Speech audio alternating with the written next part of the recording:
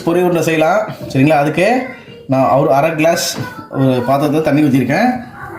So முடித்ததுக்கப்புறம் பாருங்கள் வெல்லம் வந்து ஒரு 50 கிராம், நான் வந்து 200 கிராம் அளவுள்ள பொரி வாங்கியிருக்கேன். அதுக்கு ஒரு 50 கிராம் வெல்லம் சரிங்களா போட்டு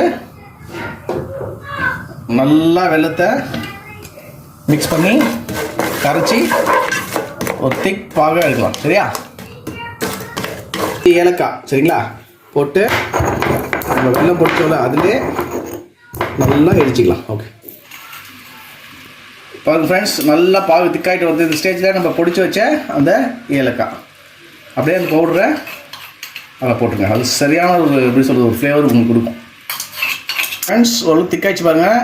இப்போ இது எப்படி கண்டுபிடிக்கணும், அது மாதிரி பாகு எடுத்து ஒரு தண்ணியில் ஊற்றிங்கன்னா அது அப்படியே கட்டி ஆகிடும். இதை பாருங்கள் பார்த்தீங்களா, இதான் பதம். இப்போது அடுப்பை ஆஃப் பண்ணிடுச்சு ஃப்ரெண்ட்ஸ். இப்போது நான் ஃப்ரெஷ்ஷான நல்லா கிறிஸ்பியான பொரி வச்சுருக்கேன் 200 கிராம். நான் வந்து மொத்தமாக போட்டுக்கோங்க. போட்டுட்டு நல்லா மிக்ஸ் பண்ணுங்கள் பாகு ஃப்ரெண்ட்ஸ். ஓரளவுக்கு மிக்ஸ் பண்ணிட்டோம்.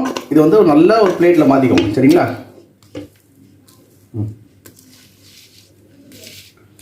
ஓகே நான் அப்ளை பண்ணிட்டேன் 2 கைக்கும் சரிங்களா. ஸோ நமக்கு வேண்டிய அளவுக்கு சைஸு ஃபஸ்ட்டு எடுத்துகிட்டு